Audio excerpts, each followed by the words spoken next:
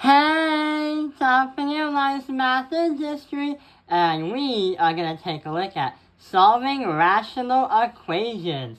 So in the past few videos, we've been learning how to add the rational equation, subtract them, multiply, and divide them. But what we're going to do is solve them.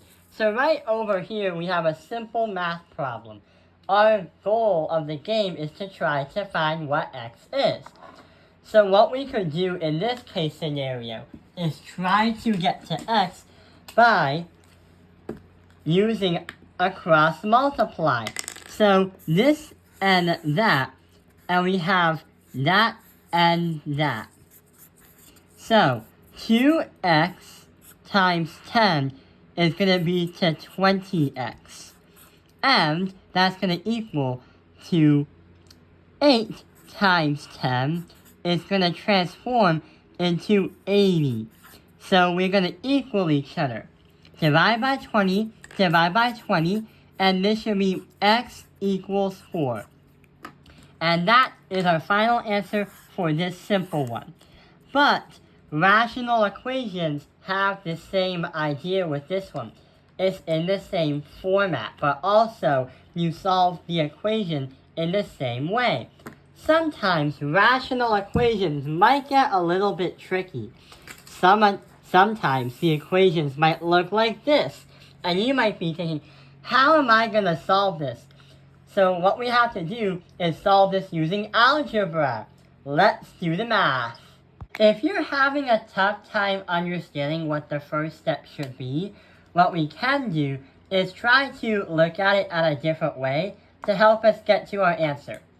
So we have an x and a 5, and we have a fraction of 14 divided by x. What can we do?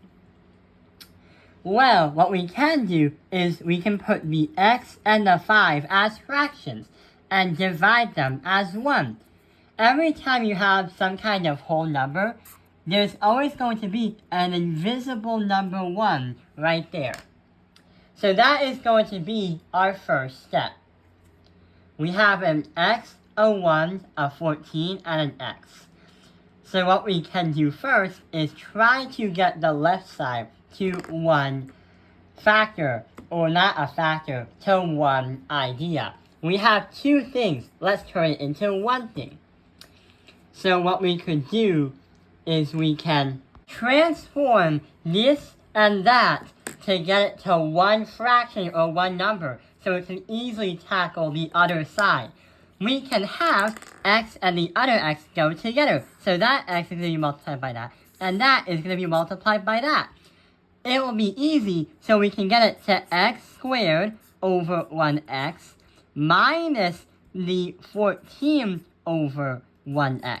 Since we have the same denominator and there's a subtraction sign, it allows us to use these two numbers, because when you have the same denominators, the numerators are going to have the same math, the same type of math you would use for normal math. You have an x squared minus 14.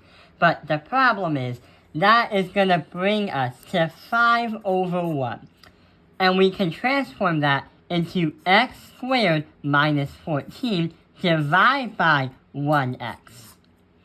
We have a 5 over 1 coming in to join in the fun. But what can we do? How can we get the 5 over 1 to disappear and get in the fun? What we can do is multiply both sides, well, just this side, by the x's. The reason why is because this will go into the 5, and that x is going to transform into the 1. We don't need to do anything to the other side because there's just a 1x there, and we don't need to do anything right here. So we have, as an equation, x squared minus 14 is going to equal the 5x. We can subtract by 5x on both sides and get x squared minus 14, x squared minus the 5x minus 14. So now we have to factor it out. So let's try to understand what two numbers can multiply to negative 14, but also add up to negative 5. Well, negative 7 and 2 are really good factors because negative 7 times 2 is negative 14. But also negative 7 times 2 is going to add up to negative 5. So, x minus 7 equals 0. X plus 2 equals 0. If we add by 7, minus by 2, minus by 2, our final answer is x equals positive 7, and x is going to equal negative 2. And both are going to be our final answers.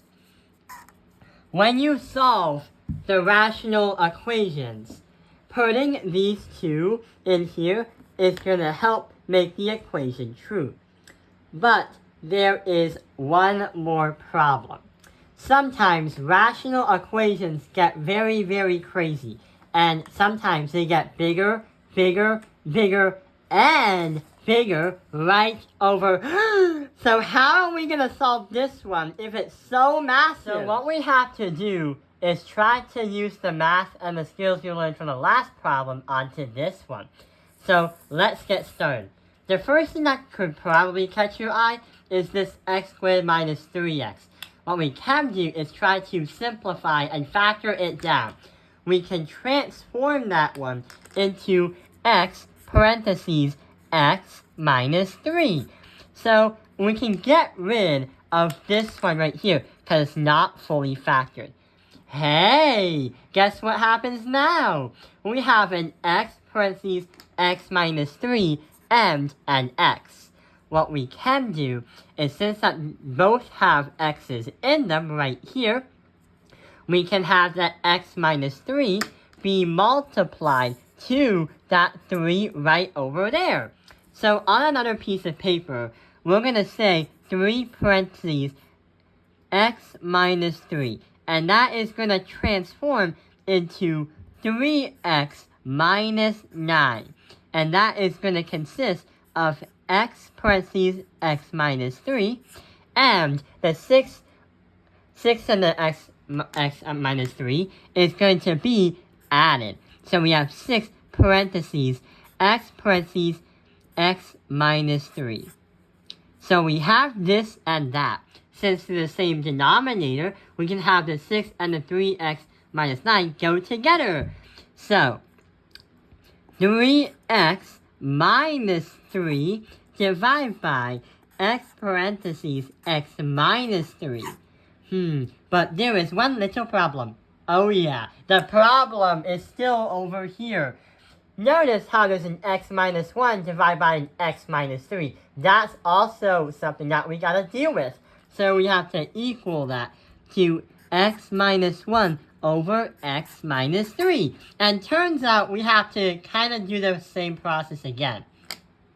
We have an x minus 3 and an x minus 3, but it's missing an x. In order to somehow get it to the same denominator, we have to somehow multiply by x over x. So this is going to go with this and that, and this is going to go with that. So the x is going to be multiplied with that.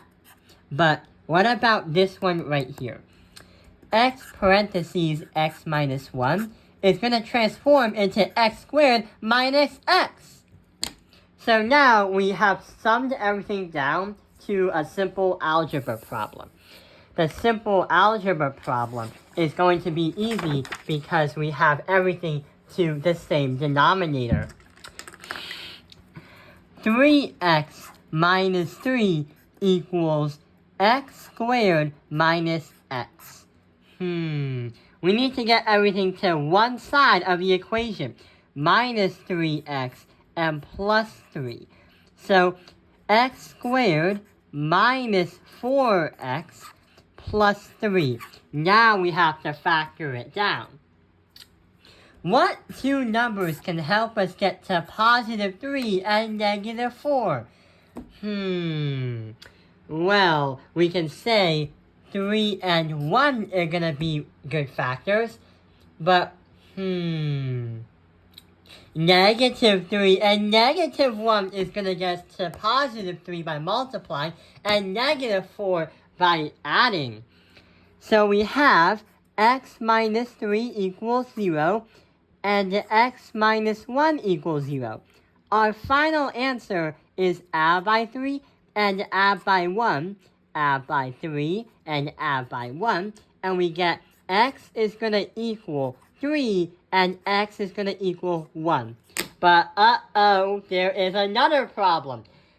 Just because you have found your x marks the spot as x equals 3 and x minus 1, there is one more problem. When we try to solve the rational equations, math cannot break its own real rules, stating that math isn't going to accept answers and it's not going to be very good because doing something that doesn't make sense doesn't really help us at all. And also, it doesn't really help when you're trying to teach the math or explain it to someone else that loves math. So if you took a look at the original problem over here, notice how there's an x minus 3, an x, and an x minus 3. The issue is if you were to put some of these numbers in for the so-called x minus 3, if you were to put 3 in x minus 3, let's see what happens. 3 minus 3, uh-oh, you have a divide by 0, which you can't do. This is going to be undefined. But what about the 1? 1 minus 3 equals negative 2, which is an okay number. So we can say on your math test or your assignment, we are going to ignore the positive 3 because that is going to be undefined. X equals 1 is our final answer, and will also make the equation true as well as make the equation satisfied. I hope this video has helped you understand solving rational equations. Thank you for watching Taopeng Airlines Math Industry. Like and subscribe.